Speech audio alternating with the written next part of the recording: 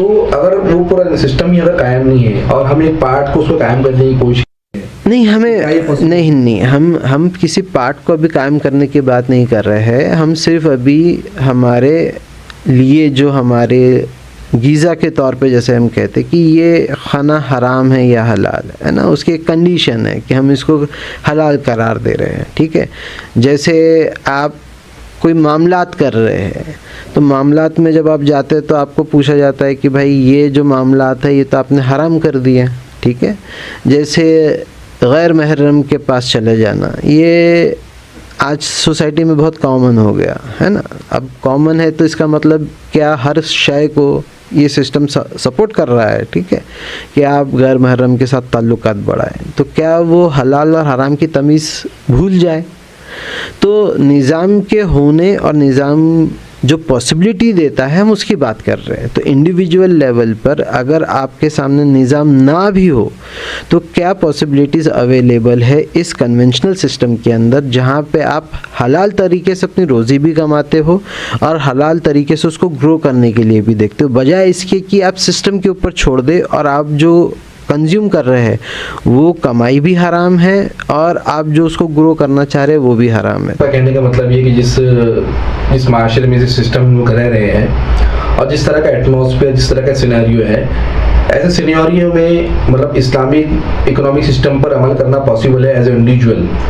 तो मैं आपसे सवाल करना चाहूँगा कि किस तरह की मिसाल हो सकती है, किस तरह से हम इसको फॉलो कर सकते हैं? देखिए, हिंदुस्तान में खास करके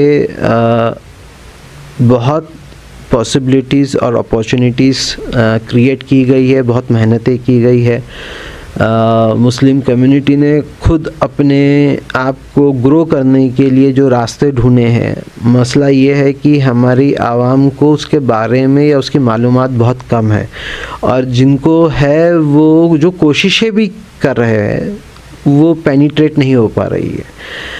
उसमें कई सारे मसाइल हम तय कर सकते हैं कि किन वजूहात से नहीं हो पा रही, मगर हमारे पास आज ऑप्शंस है कि आप बजाय अपनी हलाल कमाई को बैंक में छोड़ के दूसरे ज़रायों के थ्रू उनको ग्रो किया जा सकता है। जो आप इंटरेस्ट ट्रैप में या इन्फ्लेशन ट्रैप में फंस रहे हैं उससे निकलने के बहुत सारे ज़राए हैं। क्या वो ज़राए हम खुद समझते हुए या किसी सहारे के थ्रू, यानी जो इन चीज़ों पे मेहनत कर रहे हैं उनके थ्रू अचीव कर सकते हैं? तो उसका जवाब सिंपल में हाँ है। सिर्फ ये है कि हम इसके थ्रू मालूमात और लोगों को अवेयर करना चाह रहे हैं कि वो क्या ज़राए हैं, वो क्या सोर्सेज है और कहाँ वो किस तरीके से इन्वेस्ट कर सकते हैं जिससे उनकी इनकम जो हलाल का हिस्सा है वो कंटिन्यू होते रहे और वो इन ट्रैप्स से बाहर निकल सके, इंटरेस्ट के और इन्फ्लेशन के।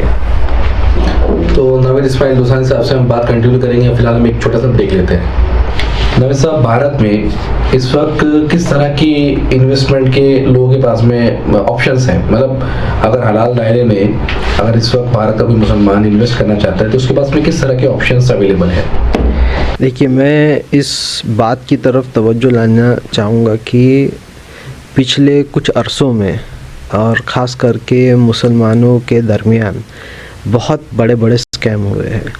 अब वो हीरा गोल्ड हो या IMF हो, इन लोगों ने एक शख्सियत क्रिएट की है कि भाई हम जो है इस्लामिक तरीके से आपके माल को इन्वेस्ट करेंगे और आपको इतना इतना रिटर्न बना के देंगे।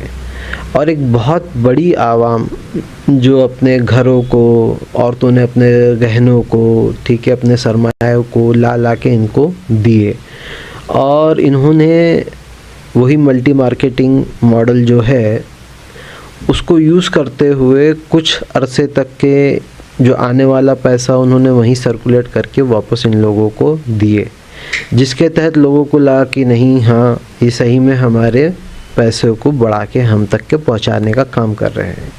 और फिर हमें अचानक पता चलता है कि ये बड़े बड़े दाढ़ी वाले जो नमाज़ों को जाते थे, एक बड़ी सी इमेज रखते थे, वो असल में दूसरे ही दिन चोर निकले और कई हज़ारों करोड़ों का माल मुस्लिम कौम का लेके गायब हो गए।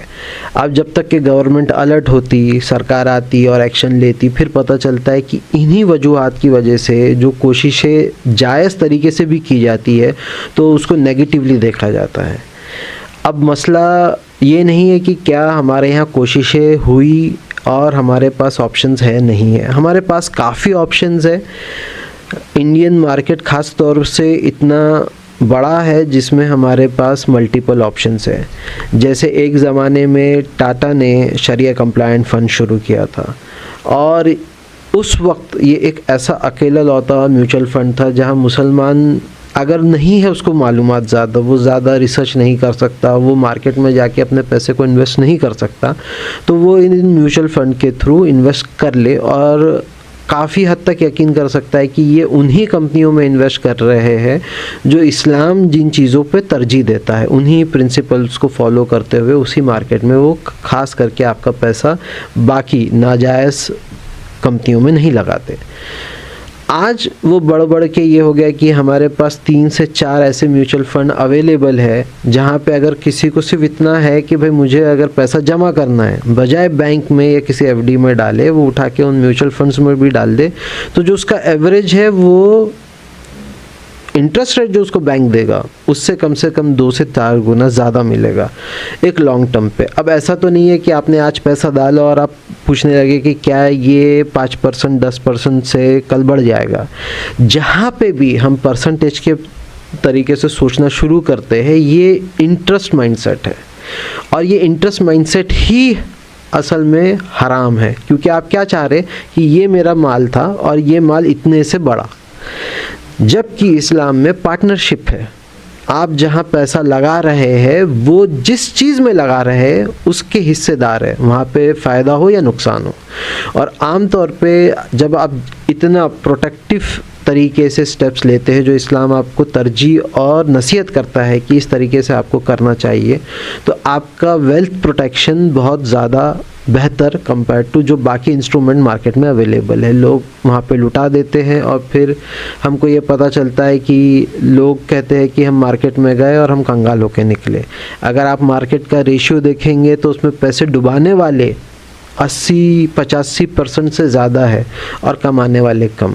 वो इसलिए क्योंकि उनका माइंडसेट ही सिर्फ क्या है कि वो हंग्री माइंडसेट है, जहाँ पे ग्रीड जो है आपको दिखाई देती है कि मैं जल्द से जल्द पैसा बना लूँ। मगर हम यहाँ पे बात कर रहे हैं इन्वेस्टमेंट के वो तरीक़ों को ढूंढने की या वो कंपनियों में पैसा लगाने की जहाँ पे हमारा पैसा फले फूले।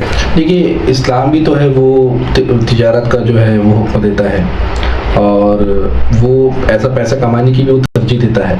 जैसे हमारे जो मुख्तलिफ सहाबा इकराम गुजरे हैं, हज़रत अब्दुल रहमान बिन औफ है, हज़रत उस्मान है और दीगर सहाबा है, तो हमारे जो इमाम हैं, इमाम अबू हनीफा रहमतुल्लाह अलैह का नाम आता है। तो अमीर होना भी तो बहुत ज़रूरी है। अब आप जो इन्वेस्टमेंट के तरीके बता रहे हैं उसमें एक लिमिट तक के इंसान पैसा कमा सकता है, मतलब बहुत ज़्यादा वो अमीर नहीं बन सकता। तो क्या आप ये सवाल करना चाह रहे हैं कि मार्केट से अमीर बनने के कोई तरीके नुस्खे लोगों के पास है और वो मार्केट में जाके अमीर बन जाएंगे या बैंकों में पैसा रख के अमीर बन जाएंगे? नहीं, मैं इंटरेस्ट की बात नहीं कर रहा हूँ कि लोग सूद के पैसे ले, लेकिन जो एक ऐसा सिस्टम जो ऑलरेडी राइज है, एक रिवायती सिस्टम जो पहले से सिस्टम्स को फॉलो कर रहा है, उससे अलग हटके हम एक दूसरे सिस्टम को अगर इंडिविजुअल लेवल पे फॉलो करने की कोशिश करते हैं, जो इकोनॉमी हमको जनरेट करनी है। आपने जिन लोगों के नाम लिए, ठीक है, उनका इस रिवायती सिस्टम से कोई लेना देना नहीं है। उनका लेना देना उस माइंडसेट से है जिसकी हम अभी शुरुआत से बात करने की कोशिश कर रहे हैं कि जो माल कमाने का तरीका है, जो फ्री मार्केट है, क्या वो अवेलेबल है और क्या उन प्रिंसिपल्स पे एक मुसलमान या मोमिन जाके अपनी वेल्थ बना सकता है? बिल्कुल बना सकता है। आम तौर पे ये देखा गया है कि एक बड़ा हिस्सा जो वेल्थ जो बनती है वो हराम तरीके अपनाए जाने के बाद होती है। ऐसा नहीं है कि बिना हराम तरीके छोड़े वेल्थ नहीं बनाई जा सकती, वेल्थ बिल्कुल बनाई जा सकती है। मसला कहाँ आता है कि आप किस सोच और किस नज़रियात से उस पर काम कर रहे हैं। अब जैसे आपने इब्न औफ का नाम लिए, उनका माइंडसेट अगर आप देखेंगे कि उनके जो इंसिडेंट है जब वो मक्का छोड़ के मदीना आए और अंसार जो थे, जो भी मदीना आ रहा था मक्का छोड़ के, वो एक दूसरे को भाई बना लेते थे। और जो अंसार थे उन्होंने कहा कि मेरे पास इतनी ज़मीनें हैं, मेरे पास इतना माल है, आप आधा ले लीजिए। मगर उनका माइंडसेट देखिए जिसकी हम बात कर रहे हैं। उन्होंने ये नहीं कहा कि मुझे यहाँ से फंडिंग आ जा रही है या मुझे यहाँ से माल मिल जा रहा है एक मुद्दल लगाने के लिए, अब मेरे पास है, मैं इससे अपना धंधा शुरू करूँगा। उन्होंने फंडिंग का भी इंतज़ार नहीं किया। उन्होंने क्या किया, उन्होंने ये कहा कि मुझे ये बताइए कि यहाँ बाज़ार कहाँ है, और वो बाज़ार की तरफ चल पड़े जबकि उनके पास कुछ नहीं था। ठीक है, उन्होंने अपने अंसार भाई से एक पैसा नहीं लिया। ठीक है, और वो खुद बाज़ार में जाके चीज़ें बेचना शुरू करते हैं। और वो मोमेंटम, जिस मोमेंटम से बाज़ार में सवेरे फजर के बाद से लगे रहते थे और असर आते आते अपना बाज़ार रैप अप करके चले जाते थे, वो ये बताता है कि कैसे छोटे मार्जिन में भी अगर वॉल्यूम की को यूज़ किया जाए तो एक बड़ा पैसा कमाया जा सकता। और उनका जो ये वाक़या है वो 0 to बिलियनर होने का एक हमारे पास सटीक अपॉर्चुनिटी है कि कैसे हलाल तरीके ही अपना के आप पैसा कमा सकते हैं और रईस भी हो सकते हैं। हम यहाँ ये बोल रहे हैं उनके लिए जो उतना नहीं कर सकते, उनकी फ़िलहाल कैपेसिटी नहीं है या उनका ऐसा एजुकेशनल बैकग्राउंड नहीं है कि वो मार्केट में जाके बड़े पैसे पे काम कर सके, मगर उनके पास जो माल है क्या वो उसको प्रोटेक्ट कर सकते हैं। हम अभी बात कर रहे हैं कम से कम अपनी जो हलाल इनकम है वो ज़ाया होने से बचाए, उसमें दीमक लगने से बचाए। अब होता ये है कि इस्लाम जो कंसेप्ट देता है उसमें दो तरीके हैं। एक तरीका ये है कि पैसा जो है वो ठहरना ही चाहिए, जैसे पानी ठहरना नहीं चाहिए वैसे पैसा ठहरना नहीं चाहिए।